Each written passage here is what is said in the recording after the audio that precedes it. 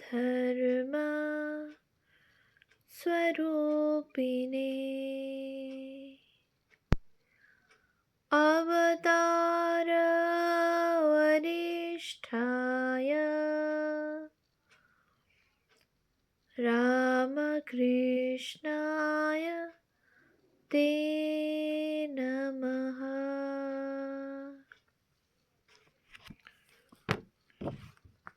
শ্রী শ্রী রামকৃষ্ণ লীলা প্রসঙ্গ প্রথম ভাগ, গুরুভাব পূর্বার্ধ।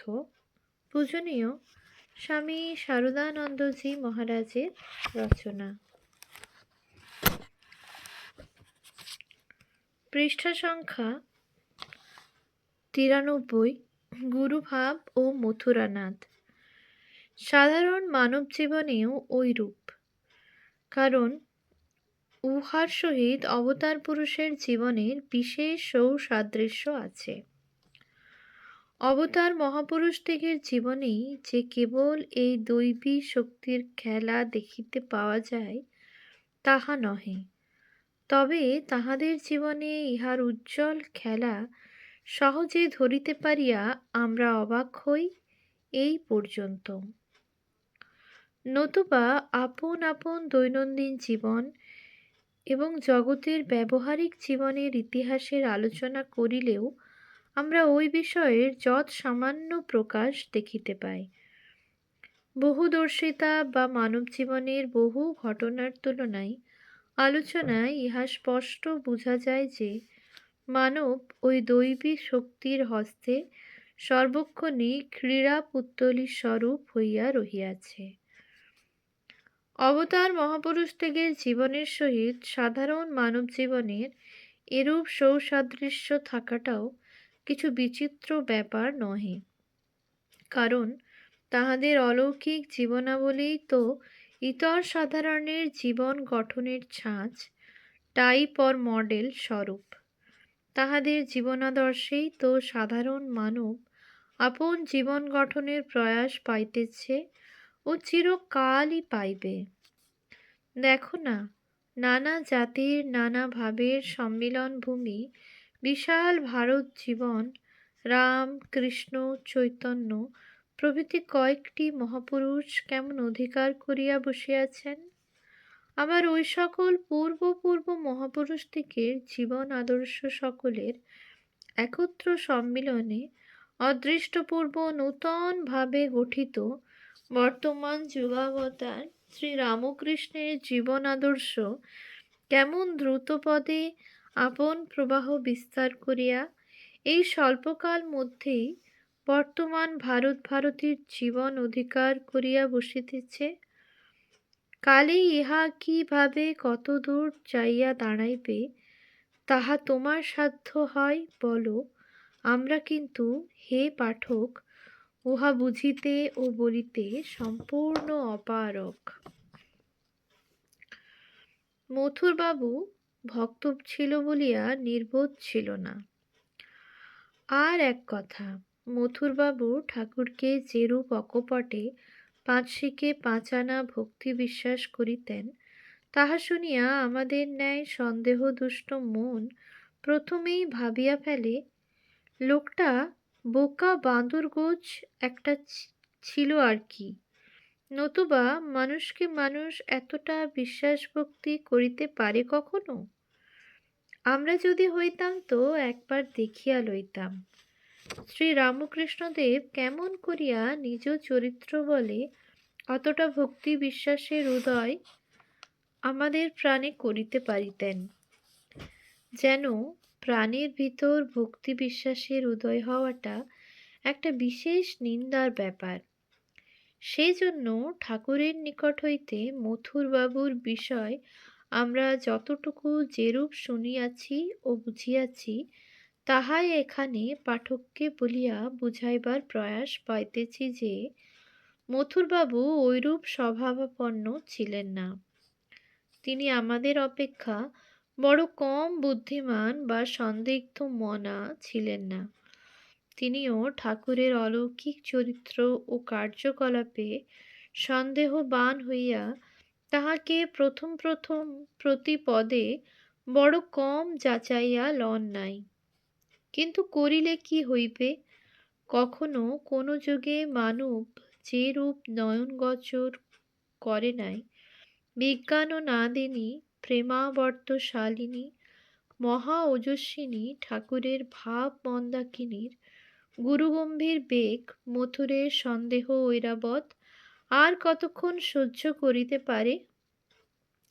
অল্পকালেই স্খলিত, মথিত, ধ্বস্ত ও বিপর্যস্ত হইয়া চিরকালের মতো কোথায় ভাসিয়া গিয়াছিল। কাজেই সর্বতোভাবে পরাজিত মথুর তখন আর কি করিতে পারে? অনন্য মনে ঠাকুরের শ্রীপদে শরণ লইয়াছিল।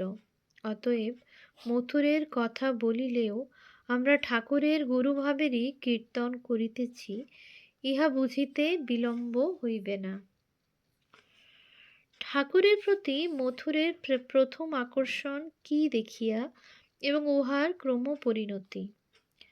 ঠাকুরের সরল বালক ভাব, মধুর প্রকৃতি এবং সুন্দর রূপে মথুর প্রথম দর্শনেই তাহার প্রতি আকৃষ্ট হন। পরে সাধনার প্রথম অবস্থায় ঠাকুরের যখন কখনো কখনো দিব্যোন্মাদ অবস্থা আসিয়া উপস্থিত হইতে লাগিল, তখন শ্রী শ্রী জগদম্বার পূজা করিতে করিতে আত্মহারা হইয়া এবং আপনার ভিতর তাহার দর্শন লাভ করিয়া তিনি কখনো কখনো আপনাকে পূজা করিয়া ফেলিতে লাগিলেন।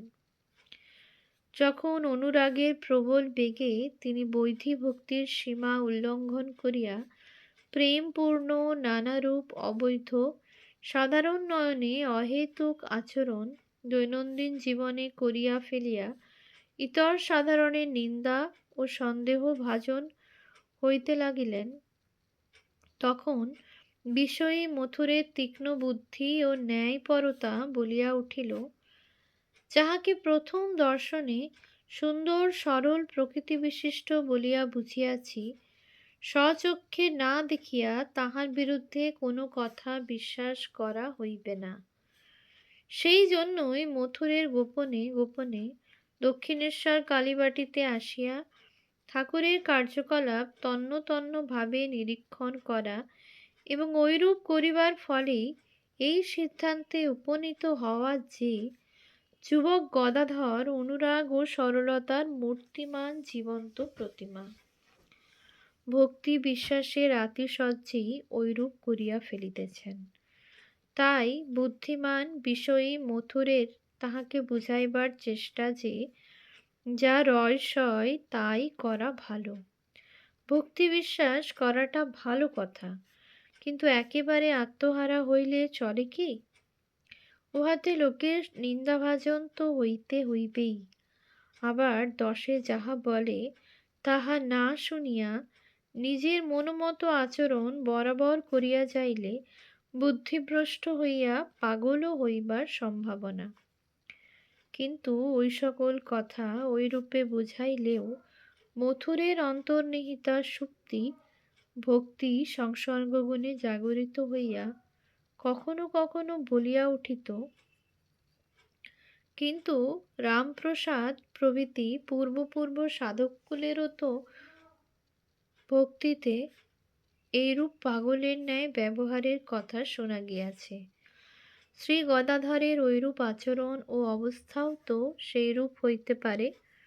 কাজেই মথুর ঠাকুরের আচরণে বাধা না দিয়া কতদূর কি দাঁড়ায় তাহাই দেখিতে যাইতে সংকল্প করিলেন এবং দেখিয়া শুনিয়া পরে যাহা যুক্তিযুক্ত বিবেচিত হইবে তাহাই করিবেন, ইহাই স্থির করিলেন। বিষয়ী প্রভুর অধীনস্থ সামান্য কর্মচারীর উপর ঐরূপ ব্যবহার কম ধৈর্যের পরিচায়ক নহে। ভক্তির সংক্রামিকা শক্তিতে মথুরের পরিবর্তন। ভক্তির একটা সংক্রামিকা শক্তি আছে। শারীরিক বিকার সকলের ন্যায় মানসিক ভাবসমূহেরও এক হইতে অন্যে সংক্রমণ আমরা নিত্য দেখিতে পাই। কারণ একই পদার্থের বিকারে একই নিয়মে যে স্থূল ও সূক্ষ্ম সমগ্র জগৎ গ্রথিত রহিয়াছে, ইহা আজকাল আর কেবলমাত্র বৈদিক ঋষিদিকের অনুভূতি দ্বারা প্রমাণ করিবার আবশ্যকতা নাই। জড়বিজ্ঞানও এ কথা প্রায় প্রমাণিত করিয়া আনিয়াছে। অতএব একের ভক্তিরূপ মানসিক ভাব জাগ্রত হইয়া অন্যের মধ্যে নিহিত সুপ্ত ওই ভাবকে যে জাগ্রত করিবে, ইহাতে আর বিচিত্র কি? এই জন্যই শাস্ত্র সাধুসঙ্গকে ধর্মভাব উদ্দীপিত করিবার বিশেষ সহায়ক বলিয়া এত করিয়া নির্দেশ করিয়াছেন।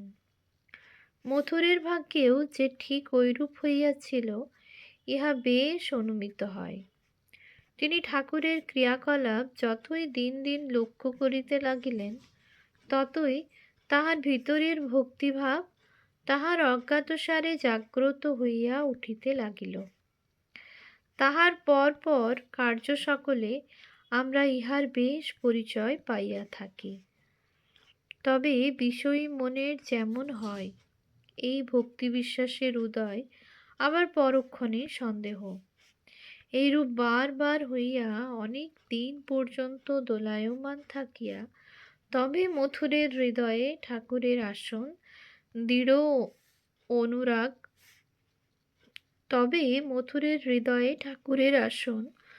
দৃঢ় ও অবিচলিত হয়, ইহা সুনিশ্চিত।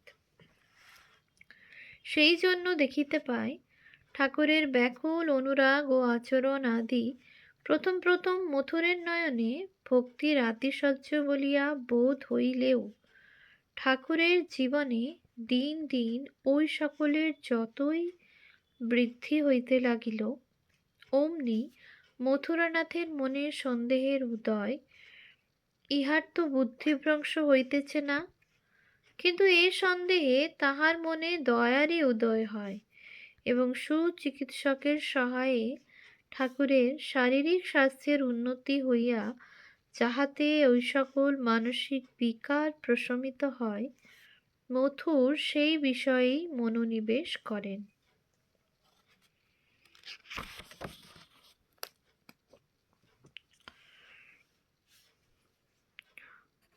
ওম শান্তি শান্তি শান্তি।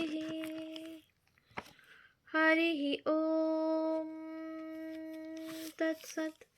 শ্রীরামকৃষ্ণ